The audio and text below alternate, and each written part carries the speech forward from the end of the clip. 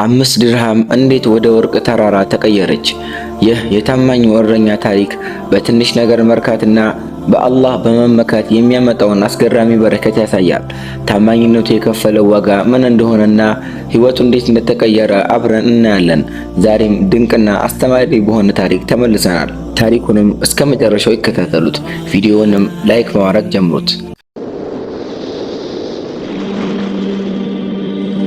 በአንድ ወቅት በአንድ መንደር ውስጥ ለአንድ ባለጸጋ ሰው በጎችን የሚጠብቅ በጣም ትሁትና ደግ እረኛ ነበር።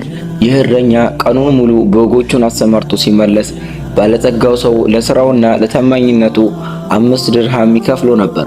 እረኛውም በዚህ ትንሽ ክፍያ ተስማምቶት አላህን እያመሰገነ ይኖር ነበር።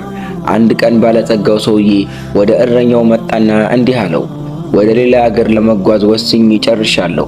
ስለዚህ በጎቼን በሙሉ ስለምሸጣቸው ከእንግዲህ ያንተ እርዳታ አያስፈልገኝም አለው። ለቆይታውም እንደ መሸኛ ወይም የአገልግሎት ማጠናቀቂያ በጣም ብዙ ገንዘብ ሊሰጠው ቢሞክርም እረኛው ግን እንዲህ አለው፣ ለደከምኩበት ሥራ የሚገባኝ የለመድኳት 5 ድርሃም ብቻ ናት። ከዚያ በላይ መውሰድ አልፈልግም ብሎ መለሰለት። ባለጸጋው ሰው በእረኛው ታማኝነትና ባለው ነገር መርካት እየተገረመ 5 ድርሃም ብቻ ሰጠውና ተለያዩ። እረኛው ወደ ቤቱ ተመልሶ የሆነውን ሁሉ ለሚስቱ ነገራት። ሚስቱም በባልየው ሥራ ማጣትና ገቢ መቋረጥ በጣም አዘነች። እረኛውም በሚቀጥለው ቀን አዲስ ሥራ ፍለጋ ቢወጣም ሊሳካለት አልቻለም። የያዛትን 5 ድርሃም ግን ለአስቸጋሪ ቀን ትሆነኛለች ብሎ ሳይነካት አስቀመጣት። በዚያ መንደር ውስጥ ሰዎች ገንዘብ እየሰጡት ወደ ተለያዩ ሀገራት በመሄድ ለንግድ የሚሆኑ ዕቃዎችን የሚያመጣላቸው አንድ የታመነ ነጋዴ ነበር። ነጋዴው ለጉዞ መነሳቱን ያየው እረኛ ምናልባት ይህች 5 ድርሃም አንድ ነገር ታመጣልኝ ይሁን ብሎ አሰበ። ሰዎች ሁሉ ፍላጎታቸውን ተናግረው ገንዘባቸውን ሰጥተው ሲጨርሱ እረኛው ወደ ነጋዴው ቀርቦ 5 ድርሃም ሰጠው። ነጋዴውም እየሳቀ በ5 ድርሃም ምን ሊገዛ ይችላል? እኔ የሚሄደው ትላልቅ ነጋዴዎች ዘንድ ነው አለው። እረኛው ግን እባክህን ያገኘውን ማንኛውንም ነገር አምጣልኝ ብሎ ለመነው። ነጋዴውም በእረኛው ግፊት ተስማምቶ ጉዞውን ቀጠለ። ነጋዴው በሄደበት ቦታ የሰዎችን ዕቃ በሙሉ ገዝቶ ሲጨርስ በእጁ የቀረችው የእረኛው 5 ድርሃም ብቻ ነበረች። በገበያው ውስጥ በዛች ትንሽ ገንዘብ የሚገዛ ጠቃሚ ነገር ሲፈልግ አንድ ሰው ሊያስወግዳት የፈለጋትን ወፍራም ድመት ተመለከተ። ነጋዴውም ድመቷን በ5 ድርሃም ገዝቶ ወደ አገሩ መመለስ ጀመረ። በመንገዱ ላይ እያለ ለማረፍ ወደ አንዲት መንደር ጎራ አለ።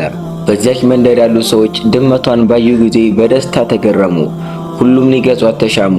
ነጋዴውም ለምን እንዲህ እንደሚፈልጓት ሲጠይቃቸው እርሻችንን፣ እህላችንን የሚጨርሱብን አይጦች በዝተዋል፣ በመንደራችን ደግሞ አይጥ የሚያድን ድመት የለም አሉት። የመንደሩ ሰዎች ተጫርተው ዋጋዋን እየጨመሩ ሄዱና በመጨረሻም ድመቷን በሚመዝነው ወርቅ እንገዛለን አሉት። ነጋዴው ተስማምቶ ድመቷን በክብደቷ ልክ በወርቅ ሸጣት። ነጋዴው ወደ አገሩ ተመልሶ የሰዎችን ዕቃ ካከፋፈለ በኋላ እረኛውን ለብቻው ጠርቶ እንዲህ አለው፣ ይህችን 5 ድርሃም እንዴት አገኘሃት? ሚስጥሩ ምንድነው ብሎ ጠየቀው። እረኛውም በባለጸጋው ጋር የነበረውን ታሪክ ነገረው። ነጋዴውም እያለቀሰ እረኛውን አቀፈውና እንዲህ አለው፣ ወንድሜ ሆይ አንተ በትንሿና በሐላሏ በሐቋ ሲሳይ በመርካትህ አላህ በተሻለ ነገር ተካህ። ነጋዴውም እጅጉን የታመነ ሰው ነበርና ከድመቷ ሽያጭ ያገኘውን ወርቅ በሙሉ 1 ሳንቲም ሳይቀንስ ለእረኛው አስረከበው። እረኛው በዚያ ወርቅ የራሱን ንግድ ጀመረ።